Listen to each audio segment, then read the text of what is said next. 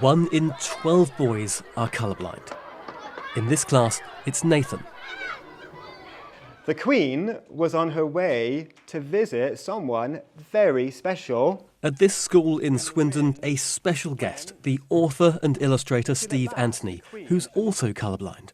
The wind took the Queen's favourite hat right off her head. This is one of his bestsellers, a story about the Queen losing her hat. And to tie in with the Jubilee, he's asking children to colour in their own designs. Colourblind children don't necessarily even know that they're colourblind, and as a result could actually fall behind at school because there are so many things that revolve around colours at school. And I think when you explain that to a teacher, they really realise it's like, wow. We're going to have a quick look at some of the drawings you've already done. An app on an iPad helps the children see what their colourblind friends also see. That is so weird.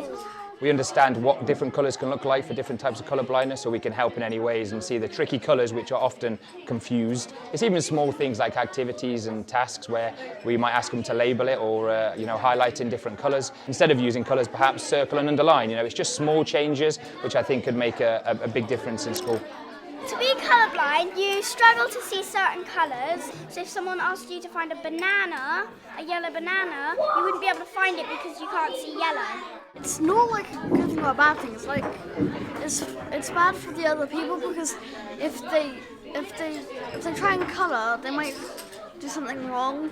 If a teacher is making a teaching point using colour, all the children with normal colour vision automatically know what those colours are, but the colourblind children will spend time trying to work out what colours are at the expense of listening to what the teacher's saying, because the last thing they want is for the teacher to ask them a question based on colour that they don't know the answer to, and everyone's going to ridicule them. Miss Page and I have labelled our colours for you. Schools are being encouraged to do just one thing to help. In this case, they have labelled crayons and pens so they are easy for everyone to use. What colour's this? Yellow. Fantastic. One more. What colour's this? Green. Perfect. We are reliant on either parents or carers making us aware that those children are colourblind. It's not something that is routinely screened for. So unless it's been brought to our attention by those parents or those carers, then we would be unaware whether a child is colourblind. So it's possible there could be children in your school who are colourblind and it's never been diagnosed? Yeah, I think from the statistics of 1 in 12, it's very likely that there is more children at my school who are colourblind and we're not aware of that. So this is poignant for me because I'm colourblind too, and I remember when I was at school painting daffodils green and I couldn't see lessons when a teacher would write in red on a black background. So the challenges of seeing colour differently is something that lots of people, just like me, have had to get used to. See, when you look at these pencils here, Nathan, this one is, what would you say that is? Yellow. Yellow, yes, I can see that too.